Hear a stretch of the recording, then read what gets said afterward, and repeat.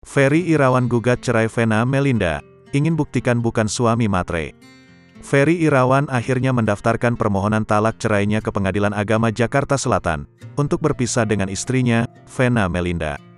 Ferry Irawan memberikan kuasa istimewanya kepada tim kuasa hukum Sunan Kalijaga, untuk mendaftarkan permohonan talak cerai, yang sudah didaftarkan secara ekor pada Selasa, tanggal 7 Februari tahun 2023.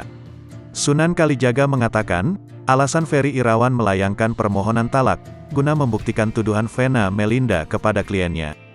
Yang pasti klien saya nggak matre yang nggak mau kondo, nggak ada tuh ribut-ribut masalah harta. Itu sudah pasti, kata Sunan Kalijaga dalam jumpa persnya di kawasan Senayan, Jakarta Pusat, Selasa malam. Sunan menyebut Ferry sudah sangat yakin dan memantapkan hatinya untuk berpisah dari Vena Melinda. Tak cuma Ferry, tapi keluarga besarnya juga sudah mantap, ucap Sunan Kalijaga. Hairul Imam, tim kuasa hukum Ferry menambahkan, kliennya geram atas tuduhan Vena, karena dianggap sudah menjatuhkan harkat dan martabat sebagai suami.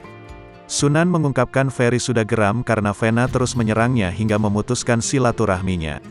Akan tetapi, Sunan Kalijaga akan berusaha semaksimal mungkin agar perselisihan Ferry Irawan dan Vena Melinda diselesaikan secara kekeluargaan.